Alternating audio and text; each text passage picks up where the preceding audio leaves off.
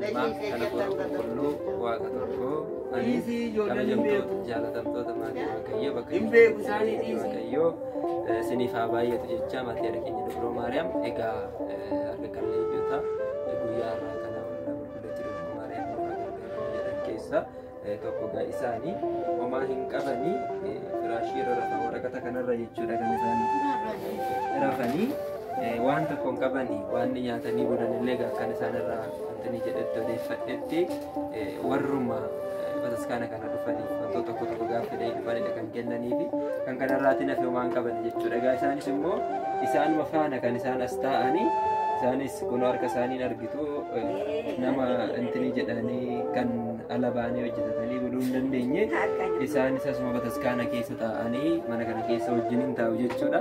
Na har'aaf kan nuti arganne isaanii Waaqayyo gargaaru waan nutti kennattan waan isinitti nuuf haa godhamu jettan ni taasifnaaf siniin jenna galanni Waaqayyoof haa ta'u. Ish amma maal sinaa gargaararlee maal sin gargaarchisu? Waanuma ta'eyyuu haa ta'u kanarra raftu halkan eeshi kana uffattanii raftu kan kanuma qabdu homaa wantoon jiru kana naafenne naanani eeshi galawaasaa keejjanaaf innaan gadi gadi kanarra rafi kana nu ashaa nu goonanani mucoon tuni fayyaan qabdu hungubdee kara gubutti sobatta. Kanaafuu ishii kanarra raftu jechuudha. Uffanni keessanis kanuma. Uffanni keesse kuna hojiin naa kenne tokko. Eeshi waan nyaattanii bultan immoo asumatti namumatu namatu na daana. Daana. Namni sin gargaaromtuu hin jiru. Yalla nyamane daana. Yeme kaal yimarame madala. Biyyee. Sebab haba adesso biqarbal biyyezi. Ijoolleen qabdanii? Intala takka qaba ijoollee qabdi. Mushiin isaaftiin qabdu maqaa annoo kana garabichoo kana fa'aa gurgurtee jiraatti. Eeshi malee namni sin gargaaru hin jiran jechuudha. Homaan qabu ani. Ijoollee araatti lijooti si mootu. Maataa walijjee mootu. Eeshi. Ganee mikaal qabba. Yee mikaal. Ini simot, ini kan. Aman. Aisyah gamati Waaqayyo amma fuunee gara suuqii deemuuf jenna. Egaa harmeen keenya isaan kun hin danda'anii hin deemanii kanaaf isaaniif asumatti binnee finnee fi dhufna jechuudha. Isaan immoo fudhanneetu deemna isaan irratti ilaallee fi finnee fi dhufna jechuudha.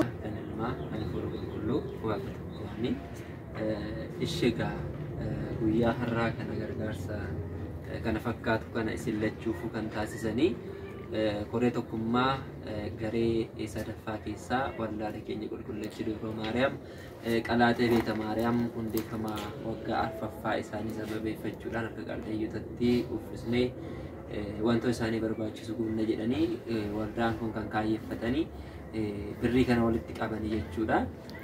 Egaa isinis akkuma nu argitanii warra dura nu hordofaa turtanis viidiyoo keessatti kan isaanii lachuu gurdii jechuudha yookiin immoo kan isaaniif ta'u uffata muduu akkasumas uffattoota isaanirra jiru kana shaarbii dabalatee warroota gidduu kana hundumaa jechuudha.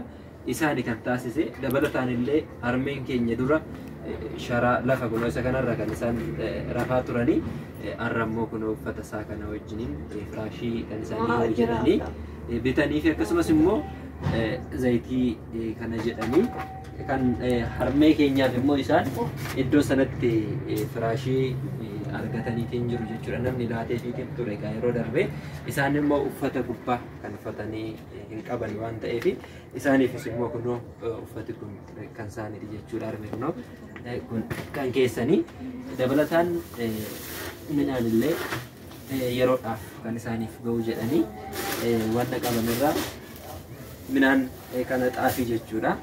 Kana hundumaa bitanii fitiin jiru akkasumas mi'eessituuwwan garaagaraa kan isaanii ta'u mi'eessituuwwan garaagaraa bifa kanaan hundumaayyuu waan danda'amu isinii bitaniitiin jiru jechuudha.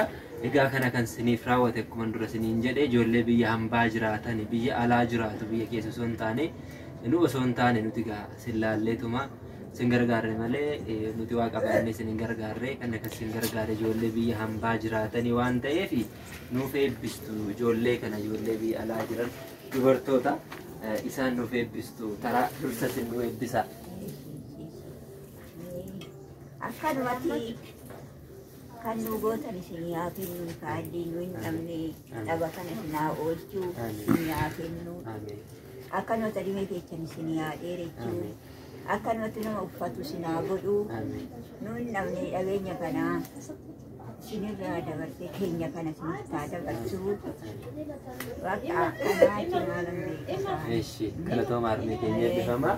Eeshi isinis harmee nuuf eebbisaa ijoollee kana. Mikaalli isin haa kennu. Amiin. Odoo quban qabaatiin daara na baaftanii firaashii kanas afadhottanii naa kennitan.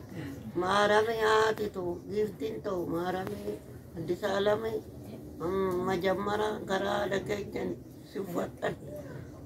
Fayyaa isin haa kennu. Beelagee sinirraa qabu.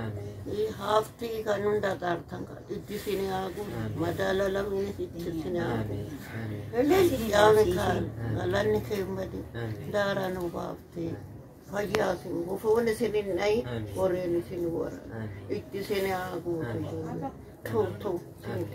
Eebbifamaa akkamii baay'ee gammaddanii? Gammannee jirra. Umurii nu dheeradhaa guddaa galatoomaa isinillee jabaadhaa isin jechuu barbaada. Barbaba hamaa kana jala illee nu haa baasu. Hambarra odeechan kana nu haa baasu.